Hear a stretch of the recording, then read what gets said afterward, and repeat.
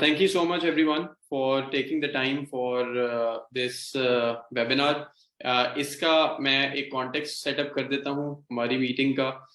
वो ये था कि हमारी जो इनेबलर्स की बैच 9 की जो क्लास है उसके अंदर से ऑब्वियसली हम लोगों ने पूरे कोर्स को एनरोल किया, उस कोर्स को हम लोगों ने अटेंड किया और उसके बाद बहुत सारे लोगों ने एज ए वीए या एज एन एजेंसी ओनर या as a business owner, as an LLC owner, उन लोगों ने अपने अपना काम को स्टार्ट किया। तो उसमें से बेसिकली मकसद ये था कि क्योंकि ऑब्वियसली हर एक पूरी क्लास का दोबारा मिलना यहाँ पर बहुत फ्रीक्वेंटली पॉसिबल नहीं हो पाता, तो ताकि हम लोग एक ऐसा सेशन जरूर रखें जिसमें हम लेट्स से हर क्वार्टर में, हर मंथ में या हर 2 महीने बाद एटलीस्ट एक टच पॉइंट हो जाए, हम लोग कनेक्टेड हों। अगर फॉर एग्जांपल किसी को कोई मसला आ रहा है तो हम उनके आंसर्स को भी देख सकें, और दूसरा ये कि अपनी अपनी प्रोग्रेस को, अपनी अपनी सक्सेस स्टोरीज को, जो भी अभी तक अचीव किया उसको क्लास के साथ शेयर करें, ताकि जो लोग अभी थोड़ा सा पीछे हैं जर्नी में वो उसको आगे दूसरों की हेल्प के साथ और दूसरों की सक्सेस स्टोरी से हेल्प लेते हुए आगे लेकर चल सकें।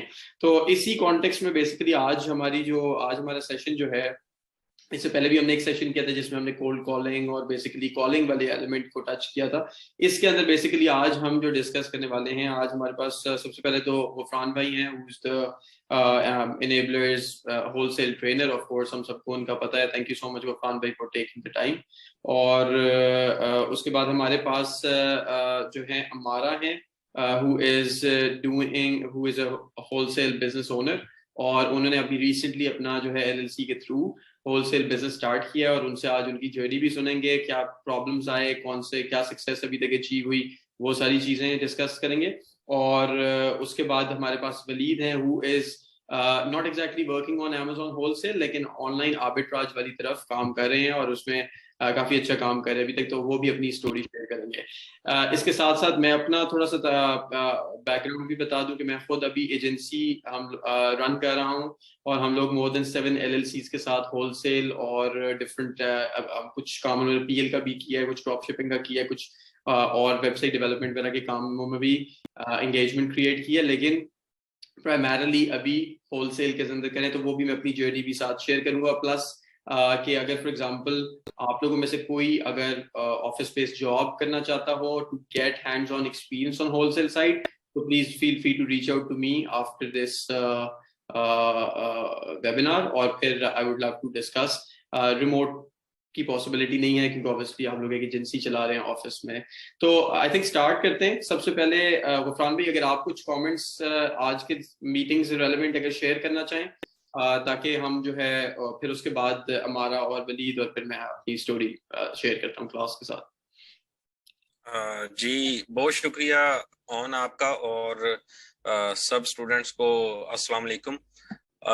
ऑन सबसे पहले तो मैं क्रेडिट दूंगा इस मीटिंग का आपको कि आप इस बैच में हमेशा से एक ऐसे इनिशिएटिव्स लेके आते रहे कि आप सबको एक प्लेटफॉर्म पे इकट्ठा करते हैं, जिससे वो चीज दोबारा से वो बूस्ट होती है और सबको एक करेज मिलता है कि वी आर अटैच्ड और हमें इस बिजनेस में जो है ना सक्सेस स्टोरीज बनानी है।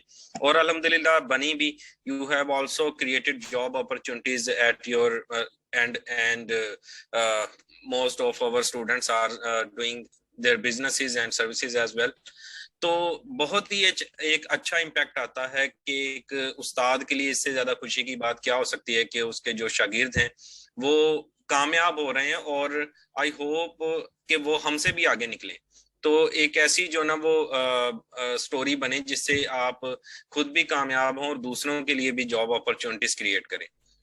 तो बहुत अच्छा लगा आज का सेशन ज्वाइन करके। Thank you so much for inviting us, और आई होप बहुत ही हेल्दी डिस्कशन होगी और सबको फायदा होगा एक दूसरे के एक्सपीरियंस से सीखने का। तो मैं उसमें अपनी इनपुट भी दूंगा इंशाल्लाह। सो ओवर टू यू, आप कंटिन्यू करें। Sure, thank you so much Gufran भाई।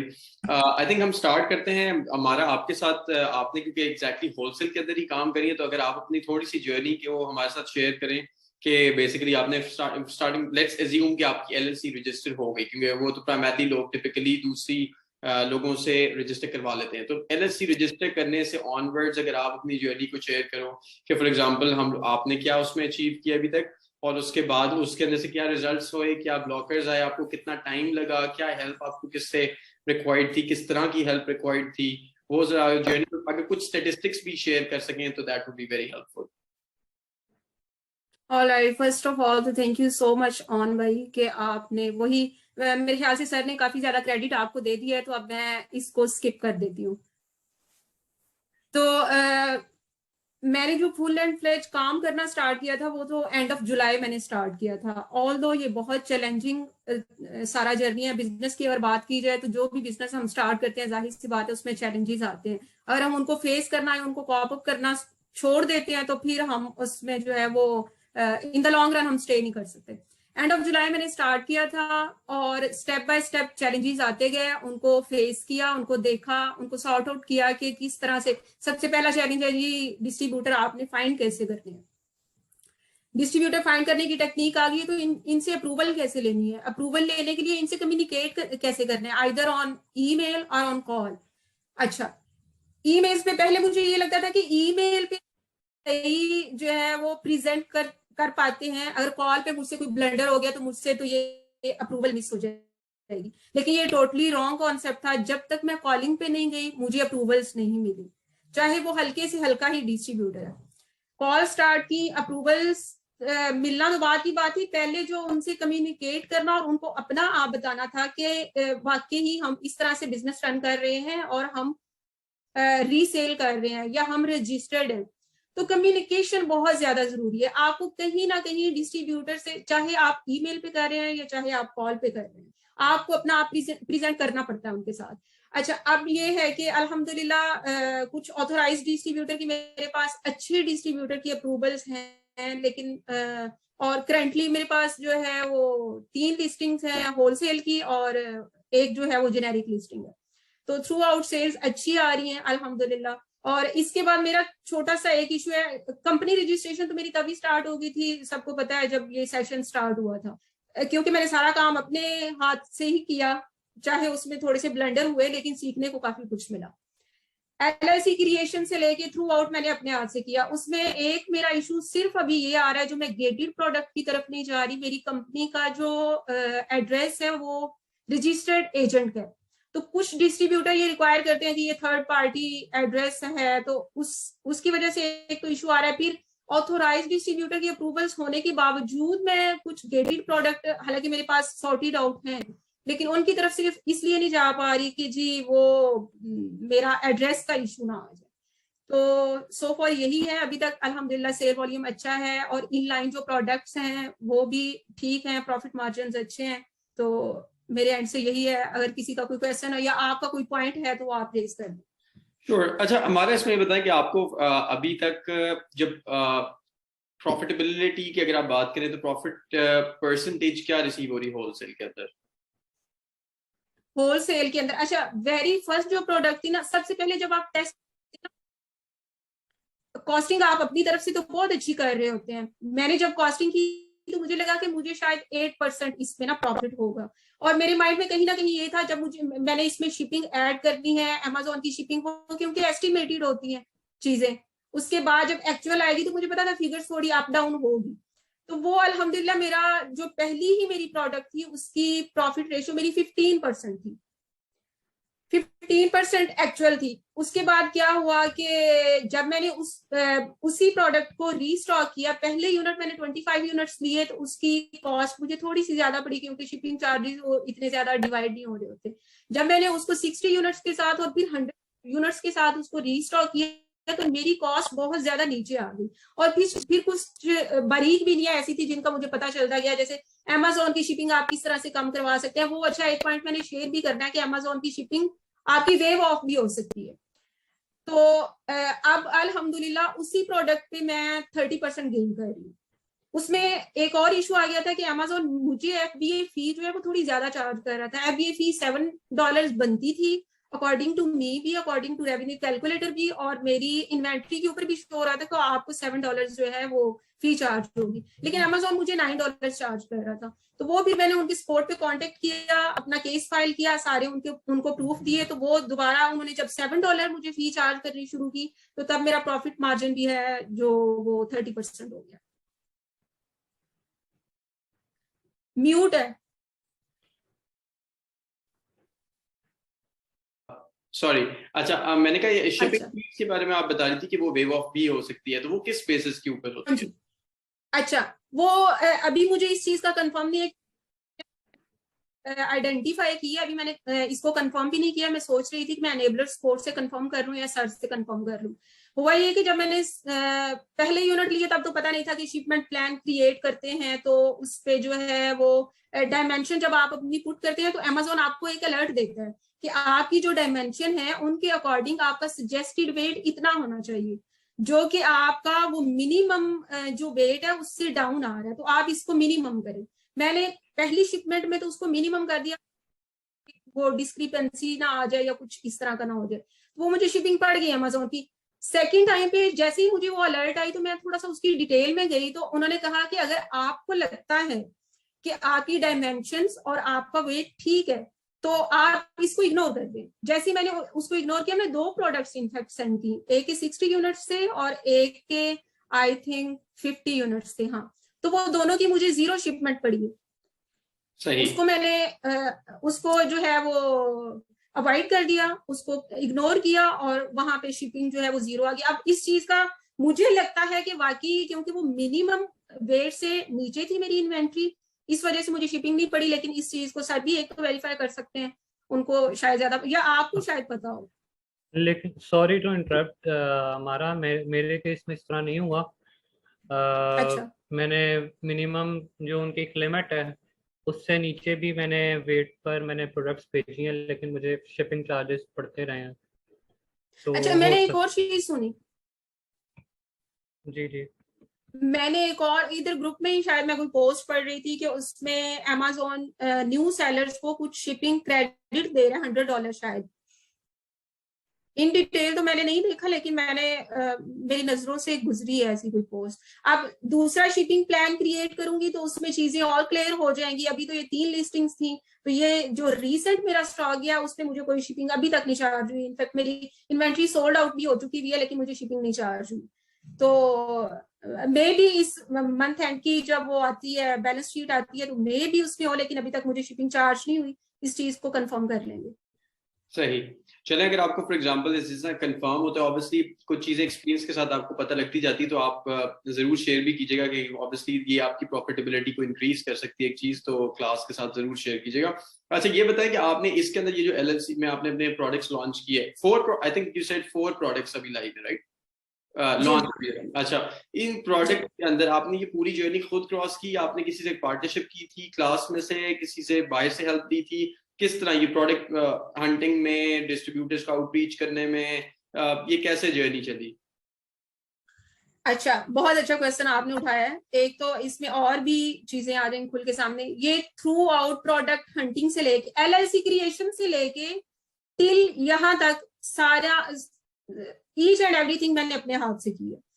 स्टार्ट में जब मैं, क्योंकि मैं आफ्टर ट्रेनिंग इससे अमेजोन से थोड़ा कट ऑफ हो गई थी, कुछ पर्सनल मेरी कमिटमेंट्स थी, और फिर मैंने चाहा कि इसको मैं एज अ पार्ट टाइम लेके चलूं, तो ये जो है वो पार्ट टाइम इसको नहीं हम लेके चल सकते। तो क्वेश्चन क्या था, सॉरी मैं भूल गई हूँ। मैंने क्या बता, आपने हाँ, हेल्प ली। बेसिकली आपने इसके अंदर कहीं से हेल्प ली, किसी और क्लास फेलो से, या किसी नहीं खुद ही किया फिर? नहीं। अच्छा, जैसे ही जुलाई के एंड पे मैं इसमें आई, अमेजोन स्टार्ट किया कि नहीं अब बस जल्दी से ना कोई प्रोडक्ट मिल जाए, मैंने कुछ वीए से कांटेक्ट किया। इनफैक्ट अपने क्लास में भी 1-2 लोगों से पूछा, उन्होंने रिकमेंड भी किए कुछ वीए। मुझे ये था कि 1-2 प्रोडक्ट्स मुझे मिल जाए, वो मेरी लाइव चली जाए।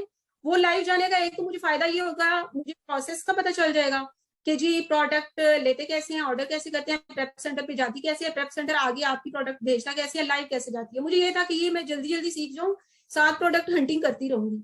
लेकिन मुझे वीएस का कोई फायदा नहीं हुआ। आप जब भी अपना बिजनेस कर रहे हो ना, मतलब कि जहां तक मेरा एक्सपीरियंस है, ईच एंड एवरीथिंग जब तक आप अपने हाथ से नहीं करते आपको सेटिस्फेक्शन नहीं होती।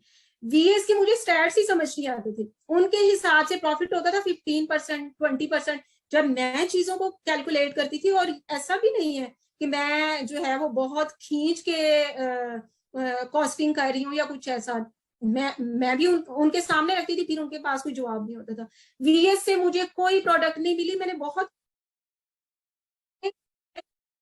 की है, अगर मुझे ऑथोराइज डिस्ट्रीब्यूटर की लेके देते हैं, नहीं भी ऑथोराइज तो मुझे प्रोडक्ट मिल जाए, मुझे नहीं मिली। एट लास्ट पहली प्रोडक्ट, सर को भी याद होगा, पहली प्रोडक्ट जब मैंने ली वो गेटेड थी और डिस्ट्रीब्यूटर वो अच्छा था, मुझे किसी ने रिकमेंड भी किया कि इसकी इनवॉइस चल जाएगी, लेकिन वो पहली प्रोडक्ट गेटेड थी और मुझे अप्रूवल नहीं मिली अमेजोन से। उसमें अब ये भी चीजें मेरी इन लाइन है, मैंने ये भी देखना है कि अमेजोन, और ये मैंने क्वेश्चन भी किया उधर ग्रुप में, मुझे अभी तक इसका जवाब नहीं मिला, शायद आपसे मुझे मिल जाए। उसमें ये होता है कि अमेजोन जब आप इनवॉइस अपनी अपलोड करते हैं तो अमेजोन कौन सा आपका एड्रेस जो है वो बॉदर कर रहा होता है फॉर अप्रूवल। अब वहां पे दो एड्रेसेस हैं, एक तो आपका वो कॉन्टेक्ट एड्रेस है जिस, क्योंकि मेरा पहले इंडिविजुअल अकाउंट था, उसके बाद मैंने इसको LLC पे किया, तो वहां पे अब दो एड्रेस आ रहे हैं। अब मैं सिर्फ इन चीजों के अंदर हूँ कि मैंने LLC का एड्रेस चेंज करना है और मुझे ये श्योरिटी मिल जाए कि अमेजोन कौन सा एड्रेस बॉदर करता है, वो एड्रेस चेंज होगा तो उसके बाद इंशाल्लाह मैं गेटेड प्रोडक्ट्स की तरफ जाऊंगी। सो टिल नाउ मैंने किसी बंदे की कोई हेल्प नहीं ली, ये क्लास में आप ये ग्रुप में जितनी क्यूरीज मैंने की है यहाँ से लिया है, फिर वो एनेबलर्स का जो फेसबुक का ग्रुप है वहां से लिया है, और किसी से कोई हेल्प नहीं ली मैंने। हाँ, VAs को कांटेक्ट करने का फायदा ये हुआ, चीजें क्लियर होगी, जैसे एक VA से मेरा कांटेक्ट हुआ था तो उसके पास काफी नॉलेज था। अच्छा, उसने मुझे मजे की बात यह है कि उसने मुझे प्रोडक्ट दे दी, मैंने उसको पेमेंट भी कर दी, और जब डिस्ट्रीब्यूटर देखा तो डिस्ट्रीब्यूटर चाइना का था, और वो VA जो है वो 3 से 4 साल से काम कर रही है। तो मैंने कहा आप मुझे बताइए डिस्ट्रीब्यूटर तो चाइना क्या है, आपने बाद में मुझे ये चीज बताई है, कहती है मुझे पता नहीं था। तो ये होता है जब आप अपना बिजनेस कर रहे हो, आप बहुत सारे फैक्टर्स देख रहे होते हैं। डेफिनेटली मैं डेफिनेटली इसको सेकंड करूंगा कि बेसिकली चाहे आप जितना मर्जी रिलाय करें टीम पे, लेकिन at the end of the day आपने चेक एंड बैलेंस खुद करना पड़ता है आपको, क्योंकि टू इंश्योर कि कहीं अगर प्रोसेस में कहीं मिस्टेक हुई है तो वो उसको डबल चेक आप कर सकें। But I think very nice, मतलब ऑब्वियसली एक जर्नी है जो आपने खुद इंडिपेंडेंटली उसको रन किया है और वो give you results and everything. तो जैसे आप गेटेड प्रोडक्ट्स में जाती हैं, या फॉर एग्जांपल आपने शिपिंग फी वेवेयर की बात की, और जैसे आपसे सक्सेस और मिलती जाती है, डेफिनेटली आप अपनी शेयर कीजिएगा नंबर्स पर अभी। तो अभी हम मेरे ख्याल में चलते हैं वलीद के पास। वलीद, अगर आप हमसे थोड़ा सा शेयर करें, मेरे ख्याल सबसे पहले, क्योंकि आप एक स्लाइटली डिफरेंट मॉडल पे काम कर रहे हो, तो आप सबसे पहले, मतलब you're not doing wholesale, जो मेरी अंडरस्टैंडिंग है, हमारी एक आध दफा मीटिंग मेरा भी हुई, तो मेरी अंडरस्टैंडिंग ये है कि आप होलसेल में नहीं कर रहे, आप ऑनलाइन आर्बिट्राज में काम कर रहे हो। तो ऑनलाइन आर्बिट्राज में पहले तो क्योंकि हमारी क्लास होलसेल से रिलेटेड है, तो अगर आप ऑनलाइन आर्बिट्राज मॉडल को थोड़ा सा पहले ब्रेक करके समझा भी दो क्लास के लिए, और उसके बाद थोड़ा सा स्टेटिस्टिक्स को भी शेयर करो कि क्या सक्सेस आपको उसके अंदर से मिली और जर्नी कैसी रही, क्या ब्लॉकर्स आए, किससे हेल्प ली, सो ऑन सो फोर्थ। कोई स्टेटिस्टिक्स भी शेयर करे तो दैट वुड बी ग्रेट। अच्छा, थैंक यू सो मच ऑन भाई एंड एवरीवन। अच्छा, ऑनलाइन आर्बिट्राज को पहले ना हमें समझना पड़ेगा, हमारे ना सोसाइटी में खासतौर पर ई कॉमर्स कम्युनिटी में आर्बिट्राज वर्ड को नहीं समझा जाता कि ये है क्या। सो बेसिकली एक ऐसी ये स्ट्रैटेजी है, इन्वेस्टमेंट स्ट्रैटेजी समझ लें आप इसको, जिसमें आप क्या करते हैं कि आप ऐसी मार्केट प्लेस से आप प्रोडक्ट उठाते हैं कम प्राइस पे, और उसको आप थोड़ी ज़्यादा प्राइस पे, प्राइस डिफरेंस के साथ आप जो है ना उसको सेल आउट कर देते हैं, और ये आपका प्रॉफिट होता है। ठीक है, आप इसमें अब हमारे पास दो तरह की किस्में हैं आर्बिट्राज में। ठीक है, एक ऑनलाइन आर्बिट्राज और रिटेल आर्बिट्राज। ठीक है, इसमें सिर्फ डिफरेंस इस चीज़ का है कि रिटेल में आप फिजिकल स्टोर से आप जाके शॉपिंग करते हैं, ऑनलाइन आर्बिट्राज में आप क्या करते हैं कि आप ऑनलाइन स्टोर से परचेज करते हैं। ठीक है, अब क्वेश्चन ये होता है कि होलसेल और इसमें क्या डिफरेंस है।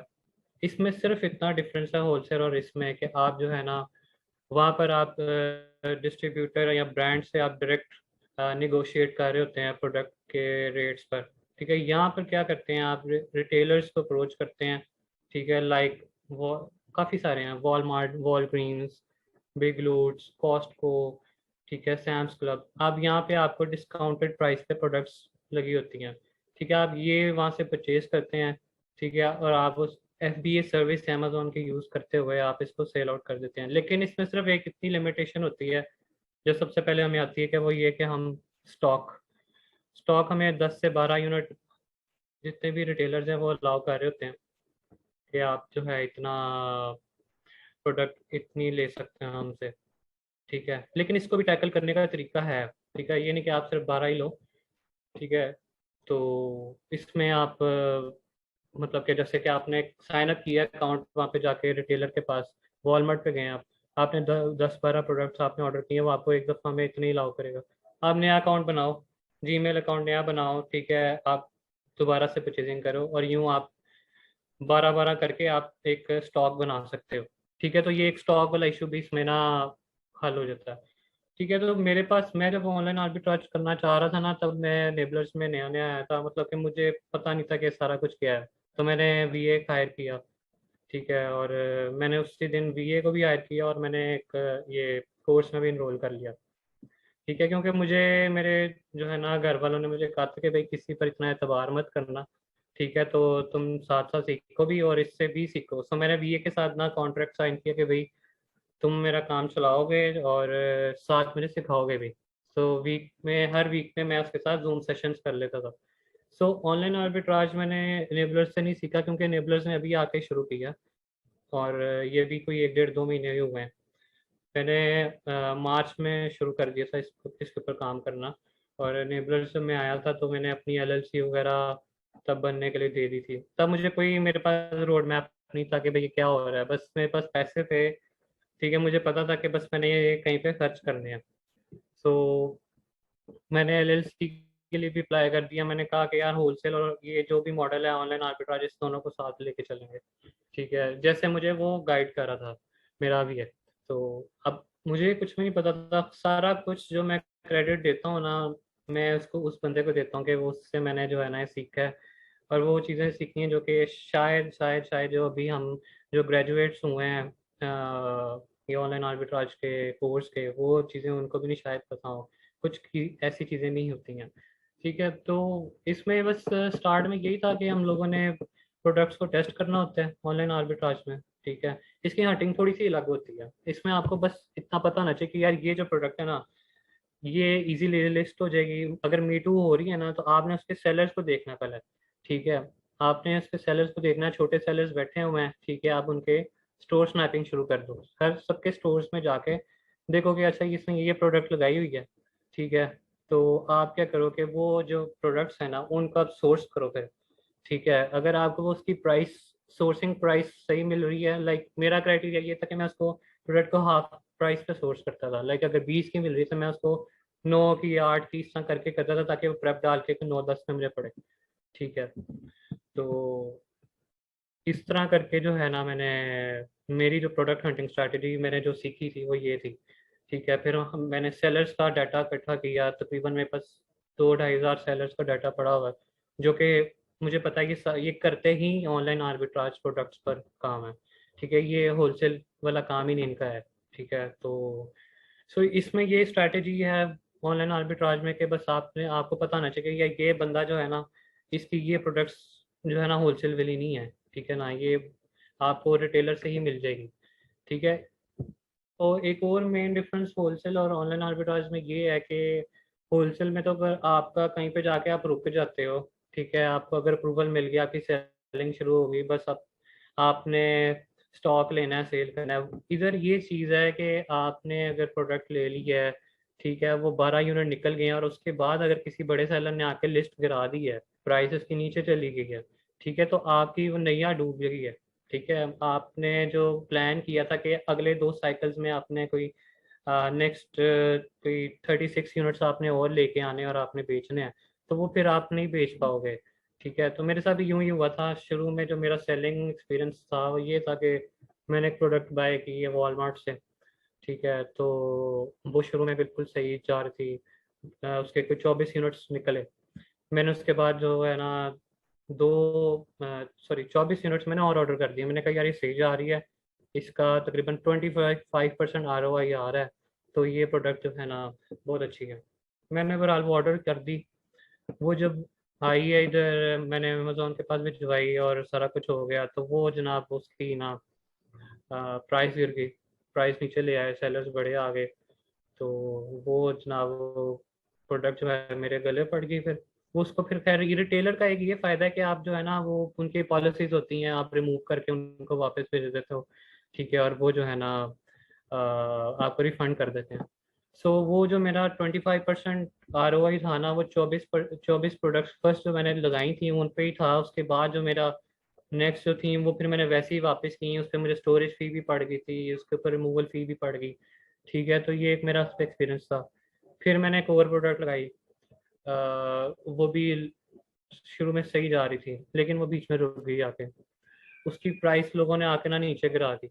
सो ये जो सर बात करते हैं कि प्राइस को नीचे ना लेके आओ, अंडर कट मत करें बाय बॉक्स प्राइस को, उसका सबसे बड़ी वजह यही होती है कि आपको नुकसान उसका हो जाएगा आगे जाके। अगर किसी को अच्छे रेट में मिल रही हुई तो वो आके आपका जो है ना सत्यानाश फेर देगा वो बंदा आके। सही है, तो ये एक एक्सपीरियंस है मेरा कि उस हद तक रहें जिस हद तक आप देख रहे हैं कि पिछले 90 डेज पे ये एक एवरेज प्राइस रह रही है, उसके पास ही कहीं पे रहें आप लोग। राइट। ठीक है, तो और डेफिनेटली तो मेरे ख्याल में चाहे ऑनलाइन आर्बिट्राज हो या चाहे होलसेल हो, दोनों के अंदर ये डायनामिक सेम है कि फॉर एग्जांपल अगर आपने आपसे कंपेयर्ड आपका कोई और FBA सेलर है या इवन FBM भी है जिसने आपसे सस्ती इन्वेंट्री खरीदी, तो ऑब्वियसली वो आपसे लोअर प्राइस पे जाके आपको उस पे कर सकते हैं।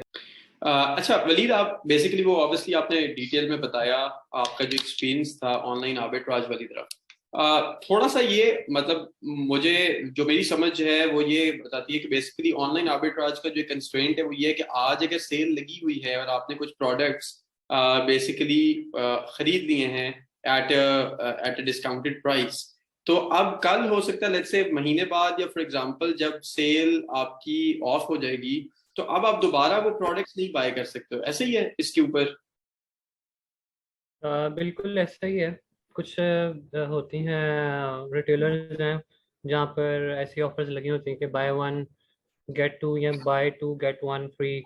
ठीक है, तो वो अब उसका यही है कि बेसिकली ऑनलाइन आर्बिट्राज का दूसरा मतलब ये है कि आपको प्रोडक्ट हंटिंग करते रहना है, डेली Right. प्रोडक्ट हंटिंग आपने करते रहना है। ठीक है, you don't have to stop. अगर आपने 10 प्रोडक्ट्स भी लगा लिए हैं अपने अकाउंट पे तो आपको नहीं पता कि वो कब रिटेलर के पास आउट ऑफ स्टॉक हो जाए।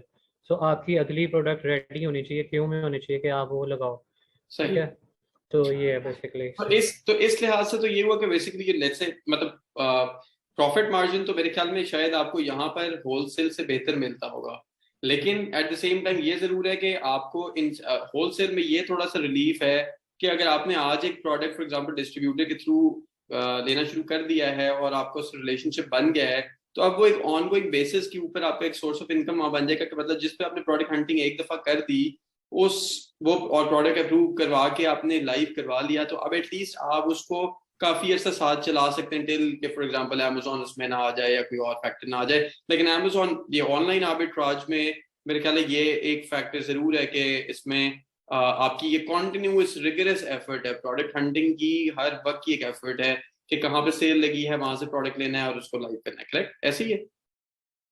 बिल्कुल ऐसे ही है। और बेसिकली जो है ना आपका रोड मैप ये होना चाहिए कि आप इसको ना अपना फ्यूचर ना बनाएं, आपका फ्यूचर होलसेल ही है। ठीक है, बेसिकली आपका रोड मैप ये होना चाहिए कि अगर आपके पास कैपिटल नहीं है तो जी। आप यहाँ से स्टार्ट लें। ठीक है, आपने स्टार्ट ले लिया है तो आपके पास अब ऐसी प्रोडक्ट्स का एक ढेर बन गया है जो कि आपको लगता है कि ये इनकी अच्छी सेल्स हैं तो मुझे इनके डिस्ट्रीब्यूटर्स को अप्रोच करना चाहिए।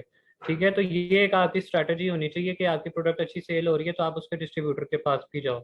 ठीक है, रिटेलर टू डिस्ट्रीब्यूटर ये एक आप अपना एक वो समझ लें कि इकोसिस्टम इस तरह बना लें। और दूसरा नीचे जो क्वेश्चन आया है कि आपकी ऑर्डर कैंसिलेशन होती है बहुत ज़्यादा, बिल्कुल होती है इसमें वॉलमार्ट वगैरह में, तो आपको उसके लिए ये होता है कि गिफ्ट कार्ड्स वगैरह होते हैं वो आप परचेज कर लें या मेंबरशिप वगैरह सैम्स क्लब की वगैरह ले लें तो आपका ये मसला हल हो जाता है उस तरीके से। ऑर्डर प्रोसेसिंग वाला मामला जो है ना वो आपके उसमें कवर अप हो जाते हैं। तो ये बेसिकली इसमें अच्छा, इस पे मैं एक कमेंट जरा गुफरान भाई अगर आप भी इस पे कुछ कमेंट कर सकें कि ये जो ऑनलाइन आर्बिट्राज मॉडल है इसमें क्या ये 100% एक लीगल मॉडल है? फॉर एग्जांपल अगर मतलब by all policies and everything Amazon की, यूएस की, हर चीज को अगर देखते हो आप देखेंगे अमेज़न होलसेल में तो आप ये करें कि आपने एक अप्रूवल लेकर कि जी हम अमेज़न पे बेचना चाह रहे हैं और फिर आगे बेच रहे हैं, और अगर वो डिस्ट्रीब्यूटर ब्रांड अलाउ नहीं करता तो ऑब्वियसली आप उसको अमेजोन पे नहीं बेचते। लेकिन ऑनलाइन आर्बिट्राज में फॉर एग्जांपल आपको मतलब रिगार्डलेस कि वो बहुत सक्सेसफुल प्रोडक्ट भी है, बहुत प्रॉफिट मार्जिन भी उस पर बहुत अच्छा है, लेकिन क्या ये इसमें कोई रिस्क है एसोसिएटेड इसका, या ये लीगल है इसके? Any thoughts of this? जी, इसमें बिल्कुल जो मसले होते हैं उनके बारे में बताया जाता है और उसके कोई प्रिकॉशंस बताए जाते हैं कि आपने इन चीज़ों को अवॉइड करना है। अभी मैं खुद जो रिटेल आर्बिट्राज कर रहा हूँ, एक ब्रांड का नोटिस जो ना वो हमारी कंपनी एड्रेस पे पहुंचा है कल, तो अभी मैं उसकी अपील लिखने वाला हूँ। और ये इस तरह से है कि इसमें जो भी हैजल्स हैं, आपका आईपी कंप्लेंट का इशू है या जो ना जैसे वलीद बता रहे हैं कि कंटिन्यूस हंटिंग का इशू है, तो ये एक ड्रॉप शिपिंग के मॉडल से तो बहुत सिक्योर है, लेकिन इसके अपने कुछ जो इंटेलेक्चुअल प्रॉपर्टी का क्लेम आना, इस तरह के जो मसाइल हैं इसके बारे में बताया जाता है। और आपको जैसा कि एनेबलर्स का भी कोर्स जो आया था उसमें बिल्कुल इसकी जो ना वो सारे प्रिकॉशंस बताए गए थे। और वलीद इस बात को बेहतर समझे होंगे कि ये ऑनलाइन आर्बिट्राज करने के काबिल भी इसी वजह से हुए हैं क्योंकि इन्होंने होलसेल एफबीए का कोर्स कर लिया और वो सारी चीजें इनकी वो ना रिलेट हुई हैं उस चीज के साथ, और ये देख पा रहे हैं कि इनको 90 डेज में जो ना उसका प्राइस का जो स्टेबिलिटी कैसे देखनी है, बीएसआर की स्टेबिलिटी कैसे देखनी है। तो इस तरह से अब ये बेटर प्लान कर पा रहे हैं, जबकि ड्रॉप शिपर्स के पास ये स्किल नहीं होती। ड्रॉप शिपर जस्ट देखते हैं कि किस आइटम के कितने रिव्यू हैं और वो जाते हैं और उसको बाय करते हैं और रिव्यू के बेस पे वो सारा अपना जो ना वो एनालिसिस कर रहे होते हैं। सेकेंडली इसमें जो एक प्रॉब्लम ये है कि आपने जो एफबीए स्टोरेज का मार्जिन कैलकुलेट करके आइटम लेके आनी है, और उसी आइटम पे जो ड्रॉप शिपर्स बैठे होते हैं उन्होंने तो आपका जो ना एफबीए कॉस्ट उन्होंने बेयर ही नहीं करनी, तो उन्होंने सीधा आपसे कह लें कि $8-10 नीचे रख के रेट और उस आइटम को लिस्ट कर देना है। तो ये उसमें मसला आता है कि वो आपको बहुत टफ टाइम दे रहे होते हैं कि जो भी आपके कंपेटिटर्स होते हैं, क्योंकि जिस लिस्ट से आप सस्ते में उठा रहे होते हैं वहां पे ड्रॉप शिपर भी पहुंच रहे होते हैं।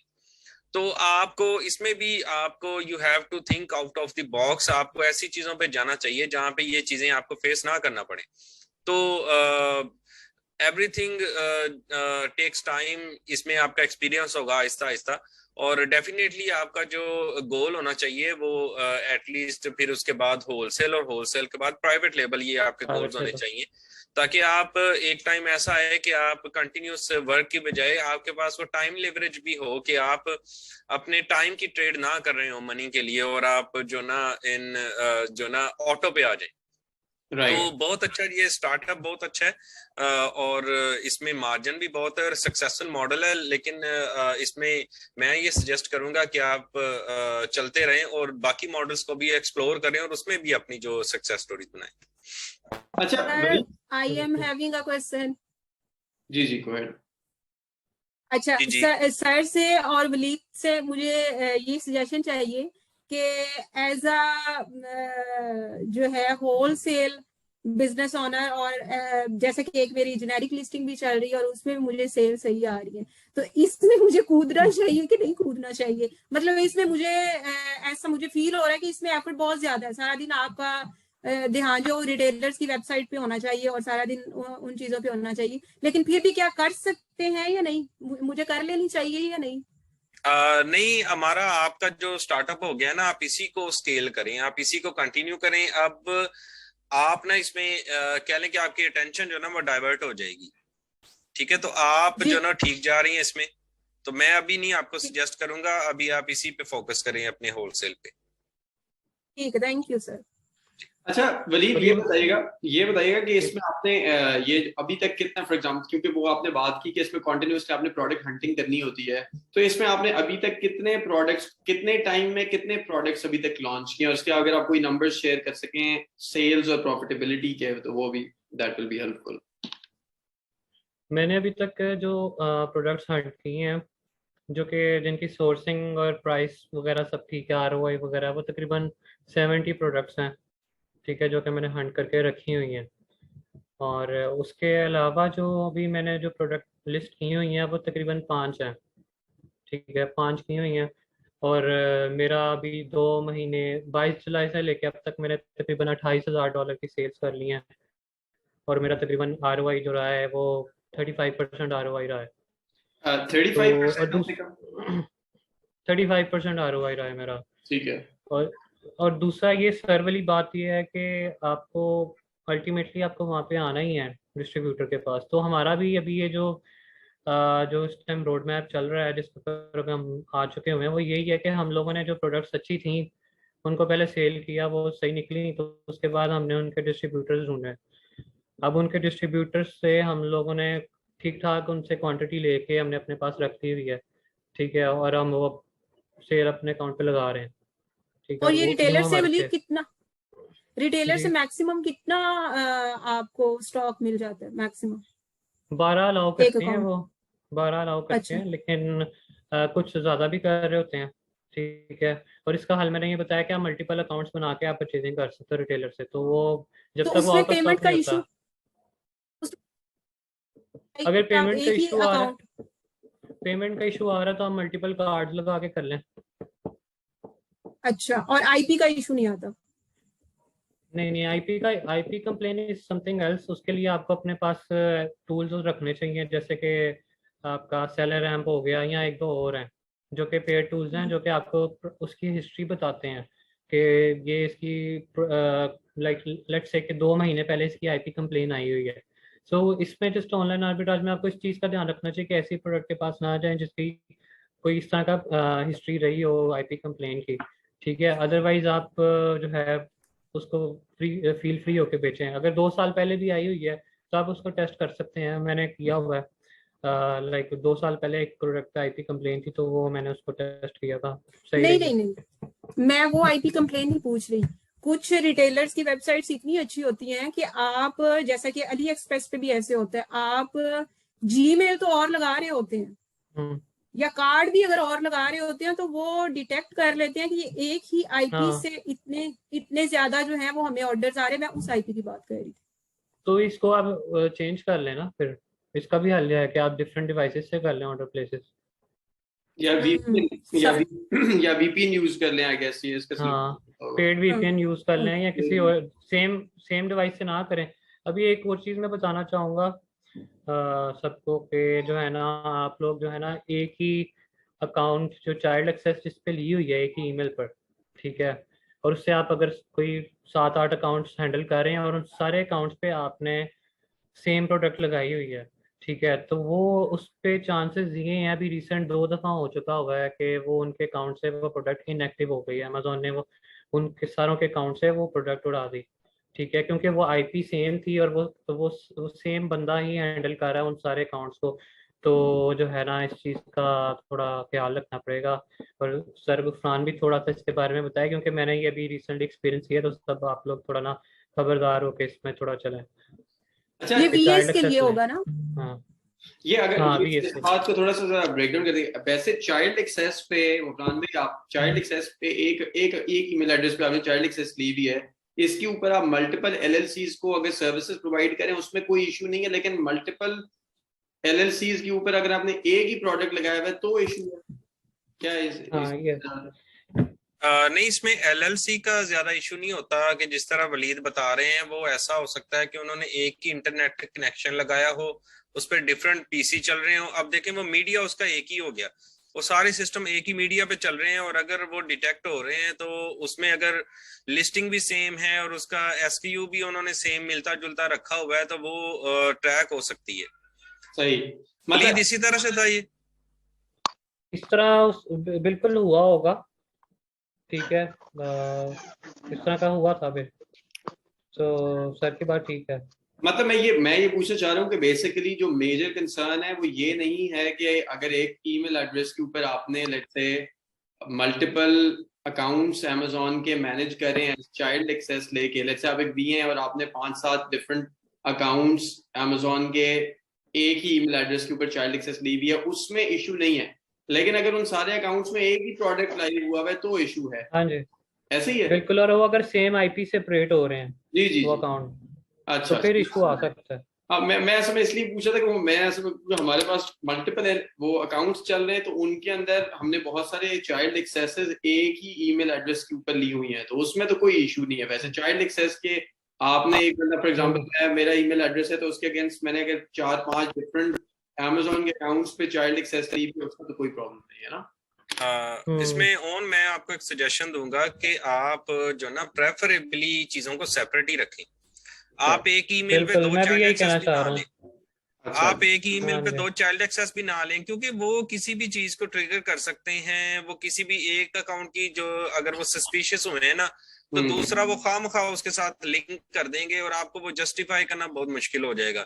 तो जब आपने वो लंबा खेलना है ना, तो इन चीजों से फर्क नहीं पड़ता। आप मल्टीपल कनेक्शंस ले लें या आप डिवाइसेस के साथ अपना वो सारे हार्डवेयर एड्रेसेस को डिफरेंट रखें, ईमेल्स भी डिफरेंट यूज करें। आपके ईमेल के जो नेम है, जिन नेम्स पे आप ईमेल्स बनाते हैं, वो भी आपके सिमिलर ना हो।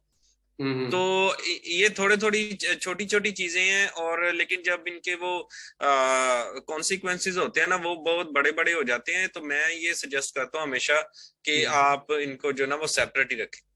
सही है। आई थिंक ये मेजर कंसर्न तो मतलब एजेंसी से रिलेटेड है। अब ये मुझे मतलब इस बारे में थोड़ा सोचना पड़ेगा कि ये सारी अब लेट्स से अगर आपने एक अकाउंट, हर अकाउंट के लिए अलहदा पीसी और हर अकाउंट के लिए अलहदा ईमेल एड्रेस को अरेंज करना, फिर उसके लिए मतलब जाहिर अभी तो करंटली ये हो रहा है कि फॉर एग्जांपल एक रिसोर्स है तो 4-5 डिफरेंट एलएलसीज को मैनेज कर रहा है उसके एक सर्टेन पार्ट ऑफ ऑपरेशन को।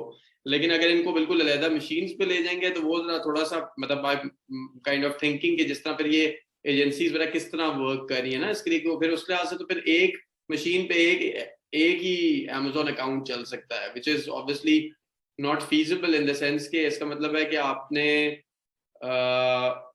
जो मतलब जो एजेंसी का कॉन्सेप्ट है वो ये तो है ना कि फॉर एग्जांपल मेरे पास एक टीम बैठी हुई है, उसमें एक बंदे के पास 3 एलएलसी चल रही है, दूसरे के पास भी 3 एलएलसी चल रही है। अब उनको अलग-अलग कंप्यूटर्स पे लेके जाना एक वैसे है तो एक इशू ही है। लेकिन आई डोंट नो इसको फिर किस तरह मैनेज कर रही हैं बाकी एजेंसीज वगैरह भी। इसको आप पहले तो आप जो क्रोम में ना उसकी ब्राउजर एक्सटेंशन ऐड कर लिया करें। आप सेम ब्राउजर पे ही उसे बार बार ना खोलें, आप उसकी एक्सटेंशंस ऐड करें और उन एक्सटेंशंस के आप शॉर्टकट्स बना के अपनी जो भी एलएलसी के फोल्डर्स हो उसमें रख लें, ताकि आप जब भी उसे ओपन करें तो आप उसकी एक सेपरेट एक्सटेंशन को ओपन करें। तो उससे क्या होगा कि वो ब्राउजर आपका लिंक नहीं होगा। अदरवाइज एक ही ब्राउजर पे जब आप बार बार अकाउंट को लॉगिन करेंगे ना, तो वो गूगल हमें क्रोम यूज करना पड़ता है क्योंकि हमें डिफरेंट एक्सटेंशंस को रन करना पड़ता है अमेजोन पे। तो इसलिए आप उसकी जो ना ब्राउजर की जो एक्सटेंशन है ना, वो एटलीस्ट आप सेपरेट रखें। अच्छा वैसे लेकिन ब्राउजर की एक्सटेंशन सेपरेट करने से भी आपका आईपी एड्रेस तो सेम ही रहेगा, ऐसे ही है ना मेरे ख्याल है। हाँ यही है जी, आईपी एड्रेस सेम रहेगा, लेकिन वो जो मेजर हमारे लिंक होता है ना डाटा, आपको पता है कि गूगल हर चीज ट्रैक कर रहा होता है। हाँ जी। अगर कोई हार्डवेयर पे जाए ना जाए कि हार्डवेयर पे देखे कि कौन से हार्डवेयर पे कितने जो ना सिस्टम चल रहे हैं, तो गूगल तो वो सारा रिकॉर्ड बना रहा है। उसे हमने फिर सिंक भी किया होता है। वो सारी इंफॉर्मेशन जो है ना वो एक ही जगह पे इकट्ठी हो रही होती है। तो ये एक मेजर टूल है। आपने लास्ट टाइम ऐसा हुआ था कि हमारा एक अकाउंट, मेन अकाउंट जिस ब्राउजर पे बना हुआ था, उसी ब्राउजर पे जब हमने एक और अकाउंट खोला ना, तो उसने उस अकाउंट की इंफॉर्मेशन उस अकाउंट के साथ लिंक कर दी। उसका इशू तो कोई नहीं आया, लेकिन उसमें कुछ सेटिंग ऐसी चीजें अप्लाई होगी कि एक अकाउंट पे जो चीज खुली है वो दूसरे पे भी खुली है, जो एक अकाउंट पे चीज बंद है वो दूसरे पे भी बंद है। तो जब हमने उसे दूसरी मशीन पे जो ना लगाया, तो उसने ये भी मैसेज किया कि आपका एक अकाउंट लॉगिन है, अदर अकाउंट आपका लॉगिन है, या अदर अकाउंट आपका लॉग आउट है। तो इसका मतलब कि वो चीजें लिंक हो रही होती हैं। आप ब्राउजर पे, सेम ब्राउजर पे ना करें, उसकी एक्सटेंशंस ऐड कर लें, उसमें अलग जीमेल लगाएं और उस जीमेल पे आप जो ना दूसरा अकाउंट जो ना वो कर लें ऑपरेट। सही है।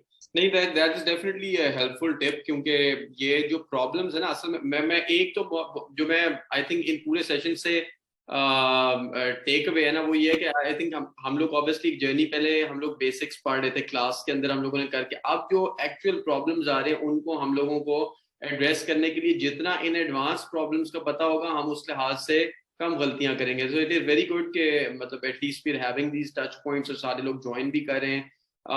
मैं अपना थोड़ा सा बता देता हूँ कि मेरे साइट के ऊपर अभी I am running an agency of Amazon services.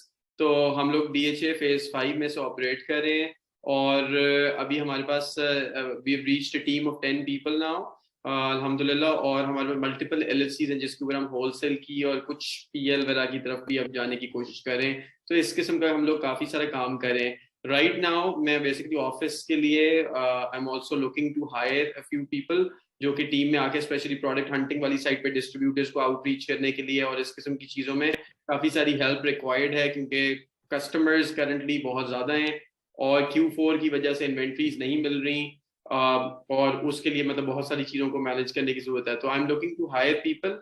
Remote job नहीं है अनफॉर्चुनेटली, बहुत सारे लोग मुझसे पूछते रिमोटली अगर कुछ हो जाए तो, लेकिन वो दैट्स नॉट पॉसिबल, क्योंकि हम लोग ऑब्वियसली एक ऑफिस में बैठ के काम करने का एक अलग एक्सपीरियंस है, उसमें चीजें काफी फास्ट पेस पे चलती हैं। तो अगर कोई somebody is looking for an office based job तो यहाँ पर मतलब मुझे basic after the webinar reach out कर दे तो I am going to connect them with somebody from my team और based on their experience, based on their profile, तो we can consider them for these jobs as well. तो any वो तो sorry जी पहले मैं क्वेश्चन कर लूं, वो तो फिर किसी ने जॉब लेनी होगी तो आपसे कांटेक्ट कर लेंगे। और मुझे आप ये बताएं, मैं चाह रही हूँ कि मेरी भी कोई टीम हो, लेकिन मेरे साथ बंदा ऐसा जुड़े जितना मैं काम कर रही हूँ वो भी इतना ही काम करे। अगर मैं अपना 100% या 150% दे रही हूँ तो मुझे अपना पार्टनर भी एक ऐसा ही चाहिए, क्योंकि ये एक अकेले बंदे का काम नहीं है। ये जितना आप टीम में इसको करते हैं, एक तो सीखने को बड़ा कुछ मिलता है, बहुत सारी पॉइंट्स हो सकते हैं कुछ मेरे जो है वो वीक एरियाज हों। मैं अगर कॉलिंग में अच्छी हूँ, मैं कम्युनिकेशन में अच्छी हूँ, मैं डिस्ट्रीब्यूटर को जो है वो कन्विंस करने में अच्छी हूँ, तो जो दूसरा पार्टनर है हो सकता है वो प्रोडक्ट्स बहुत जल्दी निकाल लेता हो सकता है वो शीट को बहुत जल्दी स्कैन कर लेता हो। तो मैं ये चाह रही थी कि चले एक आधा पार्टनर मुझे ऐसा बंदा जो अपनी LLC पे काम कर रहा हो, क्योंकि जो VAs होते हैं उनका थोड़ा डिफरेंट सिनेरियो होता है, जो अपना बिजनेस लेके चल रहा होता है उसका थोड़ा और सिनेरियो होता है। तो मुझे ये बताएं कि हम दोनों, अगर मैं आपके साथ इस तरह से कोई कुछ करना चाहूँ तो कोई सजेशन आपके माइंड में है, या मिलके अगर हम कुछ कर सकते हैं? क्योंकि मेरे माइंड में एक ये भी चीज थी, लाइक अगर हमारी क्लास में से ही कोई एक ऐसा बंदा या बंदी हो जाती है, जैसे मैं अपना काम कर रही हूँ, अपना काम कर रही है, उसने 4 प्रोडक्ट्स निकाली, 4 प्रोडक्ट्स का मतलब होलसेल में यही है कि 4 डिस्ट्रीब्यूटर भी उससे मिले, या लेट से 2 डिस्ट्रीब्यूटर उसके पास हैं, 2 मेरे पास हैं, 2 मेरी लिस्टिंग्स एक्टिव हैं, 2 उसकी एक्टिव है, उसकी लिस्टिंग मैं ले लूं, मेरी लिस्टिंग वो ले ले। अब 4 प्रोडक्ट्स उसके पास भी होगी, 4 ही मेरे पास होगी। फिर हम इस तरह से कर लेते हैं कि यार मैं कॉलिंग देख लेती हूँ, मैं जो है वो अप्रूवल्स को देख लेती हूँ, शीट्स लेना मेरा काम है, प्रोडक्ट निकालना आपका काम है। तो वो इस तरह से ना मैं चाह रही थी क्लास में भी अगर कोई इस तरह से काम कर रहा है तो वो भी मुझसे कांटेक्ट कर ले, लेकिन फुल फ्लेज काम करने वाला, पार्ट टाइम करने वाला नहीं। असल में यही प्रॉब्लम है जो एग्जैक्टली असल में मैंने तो, क्योंकि आप अपनी LLC के ऊपर काम करी तो ऑब्वियसली आपकी एक्सपेक्टेशन भी उस लिहाज से है कि मैं ऑब्वियसली 100% उसको अटेंशन देना चाहती हूँ ना। और सिमिलरली हमारा केस भी है कि मेरे केस के अंदर, क्योंकि हम लोग सिर्फ कस्टमर का ही कह रहे हैं, अपना इसलिए नहीं कह रहे क्योंकि वो कॉन्फ्लिक्ट ऑफ इंटरेस्ट भी बन जाता है। वो कस्टमर आगे कहता है यार तुम लोग अपना भी कर रहे हो, फिर मेरा तुम लोग क्या करोगे, तो वो इस वजह से हम सिर्फ कस्टमर्स के ऊपर फोकस करते हैं। लेकिन चैलेंज एक ही है, चैलेंज बेसिकली जो है ना वो यही है कि चाहे आप अपना करें, चाहे आप कस्टमर के लिए कर रहे हैं एज अ VA या एज एन एजेंसी, प्रॉब्लम ये आ रहा है कि बेसिकली ये प्रोसेस इतना अभी करंटली होलसेल इतना सैचुरेट हो चुका है कि वो एक बंदा सारे काम नहीं कर सकता, या अगर करेगा तो बहुत स्लो पेस पे ही, जो सारी बहुत मुश्किल है करेंगे। तो उसकी वजह से आई थिंक ये गुफरान भाई तो मतलब जब हमारी क्लासेस चल भी रही थी तब से यही रेकमेंड कर रहे थे कि एटलीस्ट जो क्लास के अंदर कुछ लोग एक्टिवली पार्टिसिपेट करें और एक दूसरे के साथ कोलैबोरेशंस को बिल्ड करें और इसको आगे कहीं पर लेकर जाएं, क्योंकि ऑब्वियसली एक कोर्स करने का मकसद ये नहीं था कि सिर्फ उसकी थ्योरी पढ़ के हम लोग घर चले जाएं। मकसद तो ये है कि बेसिकली हम उससे सीखें और उसको इम्प्लीमेंट करें। तो आई थिंक ऑलरेडी हमारी क्लास ऑलरेडी 13 लोग अभी तो एटलीस्ट अटेंड भी कर रहे हैं इसको। अगर कोई लोग ओपन टू पार्टनरशिप है तो ऑब्वियसली हमारे को रीच आउट करें। अगर किसी को office based job somebody is looking to, मतलब एक होता है ना कि एक एजेंसी के साथ कोई आप 6 months काम करके ऑब्वियसली आपको बहुत बेहतर चीजों का आइडिया हो जाता है, क्योंकि you are working with 10 customers at the same time rather than just one customer। तो feel free to reach out to me. और बाकी ये है कि आई थिंक इस टाइप का सेशन हम लोग को दोबारा भी रखना चाहिए। और बल्कि मैं उरफान भी इस तरह भी सोच रहा था कि कुछ और लोगों को भी हम लोग, मतलब हमारी क्लास में तो एटलीस्ट हम इंटरेक्शन कर रहे हैं, लेकिन इनेबलर्स के और भी बैचेस में से बहुत सक्सेसफुल लोग होंगे जो हमसे आगे हैं, से 2 साल हमसे पहले उन्होंने होलसेल शुरू किया था। तो उस तरह के लोगों को भी हम लोगों को इनवाइट करके एटलीस्ट उनसे सीखना चाहिए कि क्या क्या चीजें वो कर रहे हैं और कौन सी गलतियां हम, ताकि उनको अवॉइड कर सके। तो आई थिंक टाइम भी अब होता जा रहा है। किसी के कोई क्वेश्चंस हैं तो आप लोग पूछ लें। Let's take out like 5 minutes for any last, अच्छा मेरी तरफ से लास्ट सजेशन है क्लास वालों को, वो ये कि जब तक आप अपनी कम्युनिकेशन स्किल्स पे काम नहीं करेंगे ना, आपको इस बिजनेस में सक्सेस नहीं मिलने वाली। बिल्कुल ऐसे ही। जब तक आपकी कन्विंसिंग स्किल नहीं है, जब तक आप कन्विंस नहीं कर सकते किसी डिस्ट्रीब्यूटर को, और कन्विंस इजीली किस तरह से आप कर सकते हैं। पहले मुझे लगता था कि नहीं, ईमेल पे जो है ना वो, और वो तो हम बड़ी बड़ी स्टोरीज लिख लेते हैं, लेकिन वो ईमेल्स इतने ध्यान से नहीं पढ़ते जितना वो कॉल पे आपको सुन रहे होते हैं। आपने फॉर्म फिल किया है और अगर उन्होंने आपको भी कर दिया, रिजेक्ट कर दिया आपकी एप्लीकेशन, आप तो भी उनको कॉल करें। जब तक वो आपको शटअप कॉल नहीं देती, तब सेम डिस्ट्रीब्यूटर को कोई एक अपॉर्चुनिटी, मतलब कि एक डिस्ट्रीब्यूटर आपको मिल, बाय चांस अगर गूगल से मिल गया या किसी लिस्ट से आपको मिल गया, तो उसको वेस्ट नहीं करना जब तक वो आपको सीधे सीधे लफ्जों में ये ना कह दे कि बस जाए, हमने आपको नहीं देना। तब तक उनको जो उनकी क्यूरीज है, अगर वो कहते हैं कि ये हमारा MOQ हमारी वजह है, हमारी मैप पॉलिसी हमारी रीजन है, उसके साथ उनसे बहस करें और कॉल्स करें। और ये ना सोचें कि कॉल इंग्लिश नहीं आती, आप जब कॉल्स करेंगे तब आपको इंग्लिश आना शुरू होगी, पहली बात। अच्छा, दूसरा क्या हुआ मेरे साथ, मुझे एक सर से सारी चीजें डिस्कस होती रहती थी, मुझे एक डिस्ट्रीब्यूटर ने स्टॉक जो है वो गलत भेज दिया। जो प्रोडक्ट मैंने ऑर्डर की थी, उसने उसी प्रोडक्ट की जो है वो स्पेक्स और थे, उसने कुछ और भेज दिया। अब मैं उनको कॉल्स कर रही हूँ, मुझे अब ये नहीं पता था कि मैंने जो इनका रिटर्न डिपार्टमेंट है उनको कॉल करनी है। पहले मैं उनको वैसे ही जो कस्टमर सपोर्ट था उधर कॉल करती रही, तो वो कहती कि हमारी तो कोई पॉलिसी, आपकी वेबसाइट पे पॉलिसी लिखी हुई है कि अगर हमारे एंड से मिस्टेक होती है तो हम आपको आप हमें रिटर्न कर सकते हैं, हम आपको रिफंड करेंगे। कहती ठीक है, आप ना रिटर्न कर दें स्टॉक और हम आपको रिफंड कर देंगे। अब मुझे इस चीज का नहीं पता था कि अगर डिस्ट्रीब्यूटर के एंड से मिस्टेक होती है तो रिटर्न के जो शिपिंग चार्जेस है वो भी वही बियर करता है। और इस प्रोसेस से ये प्रोसेस तभी पता चला जब आपने अपने हाथ से काम करना है। ये चीज मुझे सर ने बताई और मेरे प्रेप वाले ने भी मुझे बताई कि मैडम इसके चार्जेस भी आपके डिस्ट्रीब्यूटर को ही पड़ेंगे। मैंने उसे कॉल की तो कहती है कि ऐसा तो नहीं हो सकता कि हम आपको प्रीपेड लेबल दें। वो मुझे ऐसे कह रही थी, उससे मैं अभी बहस कर ही रही थी, तो मैंने उनके जो रिटर्न डिपार्टमेंट था उनको भी ईमेल भेजी हुई थी, वो कॉल नहीं उठा रहे थे। उनकी तरफ से इतने मुझे ईमेल भी आ गई, तो कॉन्फिडेंट रहे। वहां पे भी जो लोग बैठे हैं वो भी उन्होंने हायर करके होते हैं, उनको कुछ भी नहीं पता होता। लिटरली आप लोगों को ज्यादा पता होता है, आप LLC से गुजरे। बहुत से डिस्ट्रीब्यूटर ने मुझे ये कह दिया, क्योंकि मेरी जो LLC थी वो रजिस्टर्ड थी एक ऐसी उसमें स्टेट में जो टैक्स फ्री है। अब रीसेल सर्टिफिकेट वो मांग रहे थे, उनको पता ही नहीं है स्टेट है वहां पे, उनको फिर आपने खुद प्रोसीजर बताना है। हो सकता है वहां पे जो बैठे हुए लोग हैं उनको जो आप लोगों को के माइंड में हो या आप उस प्रोसीजर से गुजर रहे हो। तो ये है, कॉल करना स्टार्ट करें, डिस्ट्रीब्यूटर से कम्युनिकेट करना स्टार्ट करें, जितनी जल्दी हो सकता है अप्रूवल्स पे काम करें। अप्रूवल के बाद जो सबसे बड़ा चैलेंज है, ऑन तो मेरे से ज्यादा जानते होंगे, अप्रूवल तो मिल ही जाती है, जो प्रोडक्ट निकालना होता है वो सबसे बड़ा चैलेंज है। इतनी बढ़िया आपको शीट मिल जाती है, उसमें से प्रोडक्ट निकालनी होती है, अनगेटेड भी मिल जाती है, प्रॉफिटेबल निकालना फिर सबसे बड़ा चैलेंज है।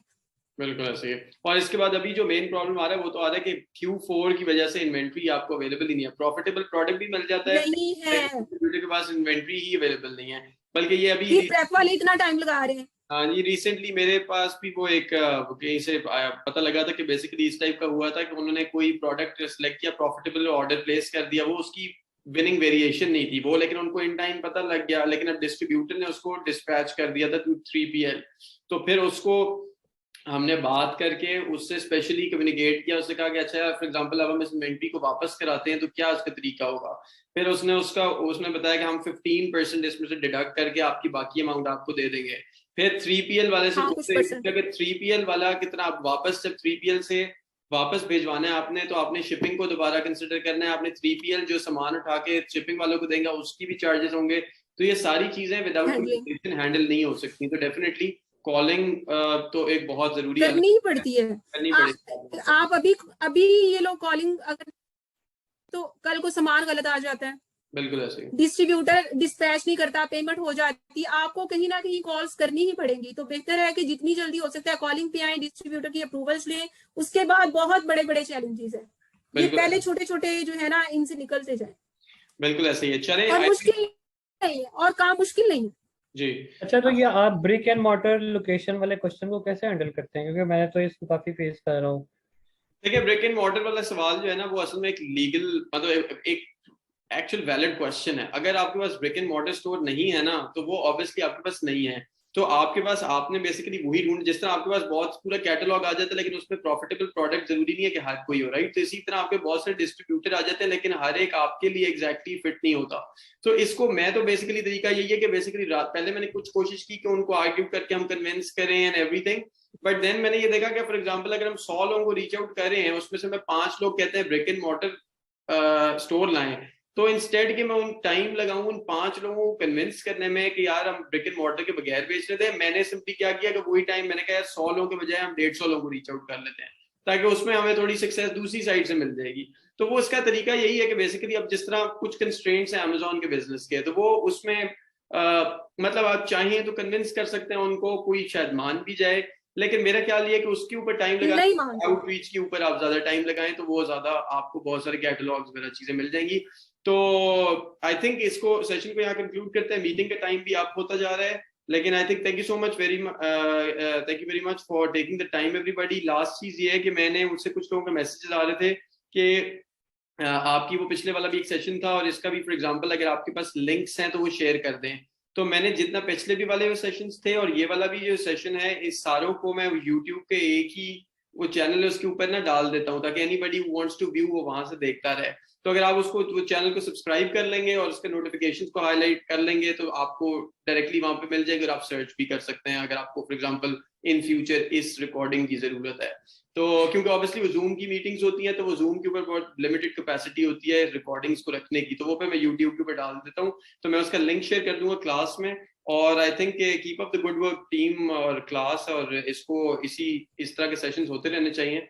और क्वेश्चन पूछ लें, किसी से क्वेश्चन पूछ लें, सारे सुन ही रहे थे, किसी का कोई क्वेश्चन भी हो कोई सकता है। क्वेश्चन है तो प्लीज आप लोग मैसेज कर दें भी। और दूसरा मैं ये भी सबको कहना चाहूँगा कि आप लोग जो है ना अपने लाइफ में रिस्क लेना सीखें।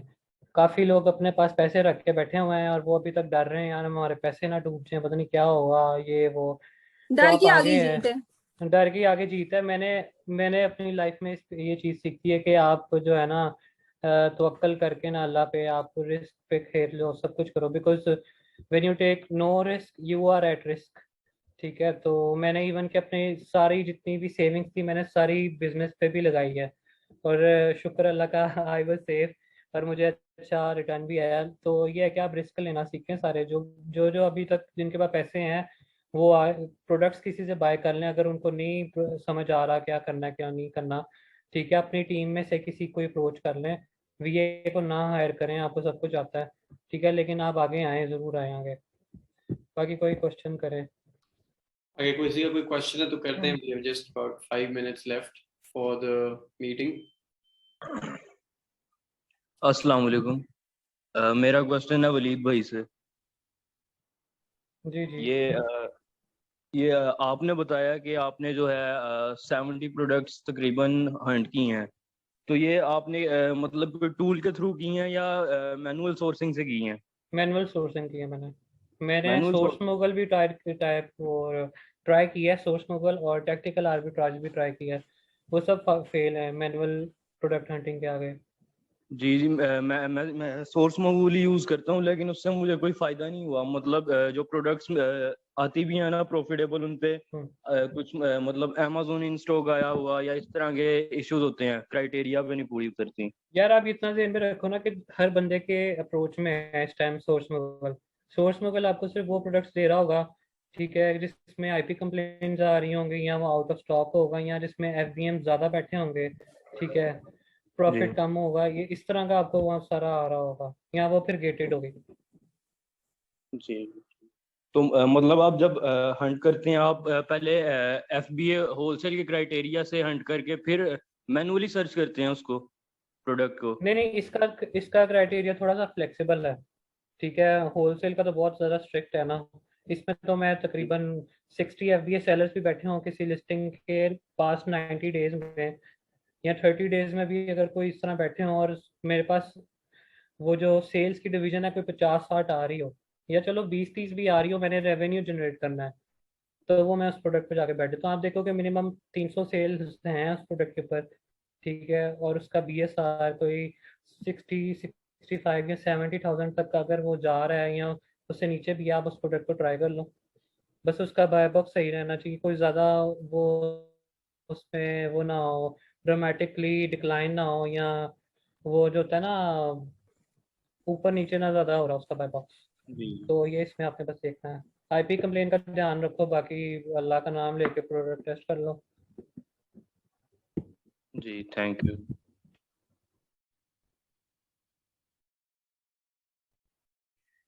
किसी का कोई और क्वेश्चन? अस्सलाम वालेकुम। जी वालेकुम। मेरा क्वेश्चन वलीद भाई से है लास्ट। जी जी आवाज आ रही मेरी? जी जी वलीद भाई, आपने जैसे बात की कि आप प्रोडक्ट मतलब किसी से बाय कर सकते हैं, तो इस सिनेरियो में मेरी वैसे भी आपसे बात हुई थी, तो मेरा एक कंसर्न यही था कि वो जो है हम पैसे ट्रांसफर करेंगे तो उसकी क्या होगी एक दूसरे के साथ, क्योंकि ऑलरेडी मैं ग्रुप में जो है ना थोड़ा सा कंफ्यूज हूँ, पैसों के मामले में हो चुका हूँ एक जगह से, तो मैं इस हवाले से थोड़ा आपसे कंफर्म करना चाह रहा था। ऐसे कहाँ ट्रांसफर करने? फॉर एग्जांपल हम किसी से प्रोडक्ट बाय करते हैं। अच्छा, किसी से प्रोडक्ट बाय करते? इस पर यही है कि आप जो है मेरे से मिल लें, लाइव मिल लें आके, ठीक है। कोई जी जी, एक कॉन्ट्रैक्ट मतलब करना है कॉन्ट्रैक्ट साइन उतना हो कर जाए ना लें। तो चलें, थोड़ी सिक्योरिटी हो जाती है। हाँ बाकी नहीं वैसे आप रिजवान हो ना? जी जी, मैं मिसबा रिजवान बात कर गफार आ रहा है, आप लड़की का वो नाम यूज करके बात कर रहे हैं। नहीं नहीं, मेरी अच्छा जूम लिंक है सर। हाँ जी। अच्छा, पैसे ट्रांसफर करने की जहां तक बात है, वीए जिनसे मैंने कांटेक्ट किया था, क्योंकि वो फेसबुक के प्राइवेट ग्रुप से थे, तो फिर वहां पे तो ऑथेंटिसिटी वैसी ही होती है, अगर ग्रुप में साल 2 साल से बंदा है तो उनको अपनी रेपो का ज्यादा वो होता है। तो बाकी क्लास पे ट्रस्ट कर सकते हैं, वो और बात है, आपको पता नहीं किसने ट्रस्ट तोड़ा है, तो क्लास पे तो हम कर ही सकते हैं। नहीं, आप मेरे ख्याल पेमेंट की जो बात कर रहे हैं, आपने मेरे ख्याल आपने जो इन्वेंट्री ऑर्डर करनी है उसके लिए पेमेंट की बात कर रहे हैं, या आप काम के लिए जो नहीं नहीं, ये प्रोडक्ट बाय करने की बात कर रहे हैं। तो प्रोडक्ट बाय करने के लिए तो आपने यूएस के अंदर डिस्ट्रीब्यूटर को पे करना है ना, एज लॉन्ग एज आपका डिस्ट्रीब्यूटर नहीं और नहीं, प्रोडक्ट बाय करनी है उन्होंने, जैसे होलसेल की प्रोडक्ट अप्रूवल बाय करते हैं ना, हाँ हाँ, तो वीएस ऐसे सेल करते हैं प्रोडक्ट के, मेरे पास अच्छा, प्रोडक्ट है, इस पे इतना वो प्रॉफिट होगा, वो आपके साथ पहले ही वो वाली बात है। हमारा ने शेयर किया है कि वो बेसिकली जो वीएस का एक्सपीरियंस है वो थोड़ा सा हाँ मेरा तो नहीं अच्छा, मेरा तो नहीं, लेकिन क्योंकि ये वलीद कह रहे हैं, ये अपनी क्लास के बंदे हैं, तो इनको तो फिर हम पकड़ सकते हैं। मैं इधर ही हूँ यार। हाँ, या इनको पेमेंट बाद में करें। नहीं, पेमेंट ये तो वैसे ज्यादा आगे सिक्योर मुझे है। करनी होती है, पेमेंट तो आगे करनी होती है। मैं भी इन्वेंट्री लेता हूँ, मैं पहले पेमेंट करता हूँ, फिर मैं मुझे वो इन्वेंट्री देते हैं, इस तरह तो मैं भी नहीं इन्वेंट्री की बात नहीं कर रही, पहले हाँ प्रोडक्ट का वो दिखाएं, एसन दिखाएं, इन्वेंट्री तो जाहिर सी बात है, इन्वेंट्री हाँ लेने के लिए तो पैसे देने ही पड़ेंगे, प्रोडक्ट का एसन दिखाएं, अगर स्टैट समझ आते हैं तो उसके बाद आप कहें कि जी आपकी मेरी डील हो सकती है, 50% चाहे पहले भी दे दें, नहीं, एसन से पहले दे दें, वो कोई मसला नहीं, स्टार्ट शेयर करने में कोई मसला नहीं। आपको बीएसआर, तो आप आपको मेरे ब्लैक साथ भी बॉक्स करें, वगैरह आप मेरे शेयर साथ भी वगैरह करें, मैं भी ले लूंगी। कर लें, आपको कोई मसला नहीं है। ठीक है, इन सेशंस का एक तो फायदा हो गया कि लोग आपस के अंदर पार्टनरशिप और कम्युनिकेट करने लगे हैं, तो सॉरी हाँ जी, लेस देन अ मिनट रहेगी जी मीटिंग के वलीद भाई इंशाल्लाह जल्दी आपसे फिर मुलाकात होती है फिर। लेस देन अ मिनट रहेगी जी मीटिंग में, so we are going to close it. Thank you so much, इंशाल्लाह दोबारा भी इस टाइप का सेशन रखेंगे। ठीक है, thank you so much on. Allah Hafiz.